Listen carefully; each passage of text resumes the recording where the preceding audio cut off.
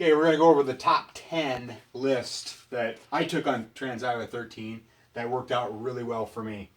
Actually, I'm surprised that I didn't change anything out throughout the race. We'll go over the bike in a minute, but these are the 10 things that I wore and I wore for the whole time.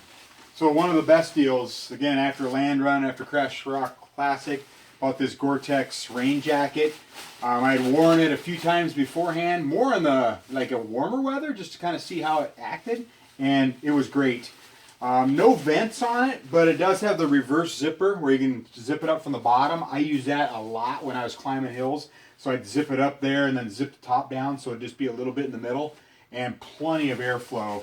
Thought the cuffs were a little odd when I first got it because there's really not a whole lot of elasticity there, but they fit over really well, let some of the heat out, and they don't let the water in, and they're long enough cuffs where they go over the gloves, and I'll go over that in a little bit. But well worth. Expensive jacket, well worth it. It's going in my arsenal for a long time.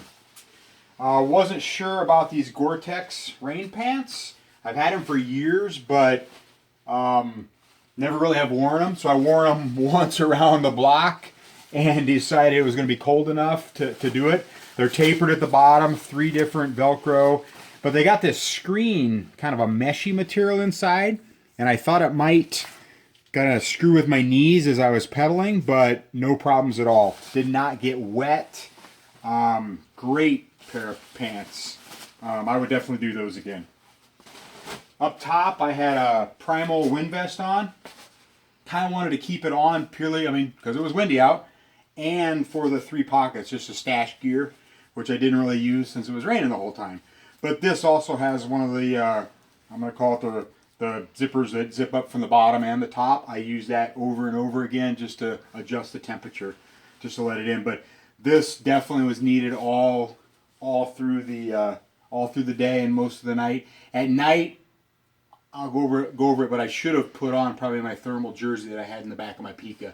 Kept my body temperature a little bit warmer, but I did not do that, and it is what it is.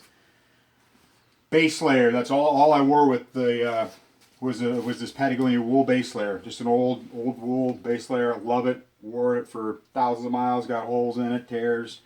I wore that rain jacket, and that wind vest. That was it.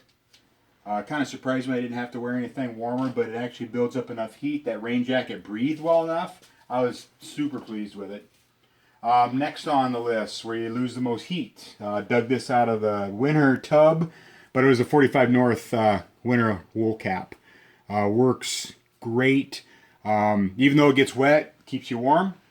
And I stayed from getting wet with this fancy-dancy homemade press and seal helmet cover. Thank you, David Markman. I saw this on his post a couple days before he rode Tour Divide. He's got some funky stuff, funky gear that he carries, and I was like, you know what? That's going to work out pretty slick. I had an old rain cover that I had used before, but the elastic wasn't very good. It kept like flying off, and plus I've got two lights on here, and I figure if I didn't like it, I could just rip it off and put it in my feed bag. But it worked super great. Kept the wind off, kept the rain off, kept my wool hat relatively, pretty much dry. As long as we're on here on this, the lights worked great. I had this little map light here, just like a little Blackburn. And at dusk, I started to use the flasher on here because I didn't want to waste my battery here. I left with 3 batteries on this Surface 500 lumen. And for like the first 10 miles, I rode it at low because we were a bunch of people around. And then when I was out by myself, I flipped it on medium mode and I kept it on there.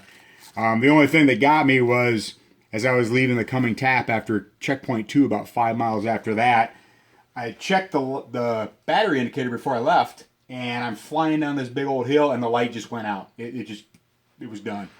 So I had to grab on the brakes, and I basically did a Flintstone stop because my brakes were going out on the bike, and I flipped out the battery and got a new one. And I actually put this one on a little charger that I've got on the front of my bag on my bike, and I was back in action, but worked out well there. Let's go to the feet. Sealskin socks.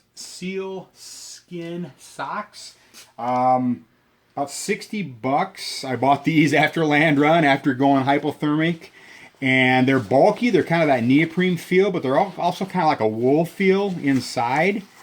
First thing I did when I got them is I took them and I stuck them in the sink in my hands, and you bet they were waterproof. Kind of funky.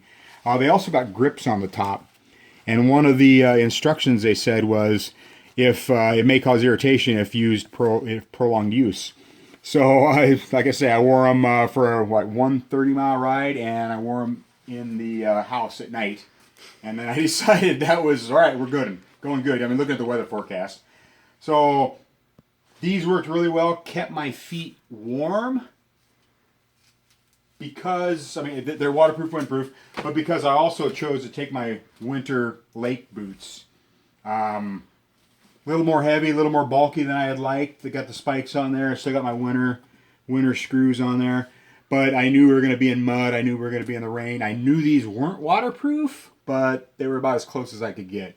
And I was good until the 3rd level B road, right before the coming tap, and submerged my boot into one of the big puddles. And that was kind of the demise of my feet. Again, my feet were dry, but even though my boots were full of like ice cold water, over time it's like you're gonna feel it after a while with the ice cold. So again, I wouldn't change a thing. I used this duct tape around there, trying to eliminate some of that water kind of coming over the tights and over the shoes in there, and it did. I think it helped, but I think just the submersion was the one that got me. And then I had my road ID on the top of my left ankle, and I actually lost the road ID portion of it. This was on there, but somewhere on the level B's, I'm assuming I went down in some mud and it ripped off the name tag. So if I would have been dead out there, you wouldn't have known who I was, just some bearded homeless guy. But that's the top 10 and then top 11 with the road ID. But that's my gear. Oh, geez, forgot about that. The Oakleys. As I mentioned on the first video, these are some inserts. These are some waterproof inserts that they use for water sports. But they go on these jawbones, and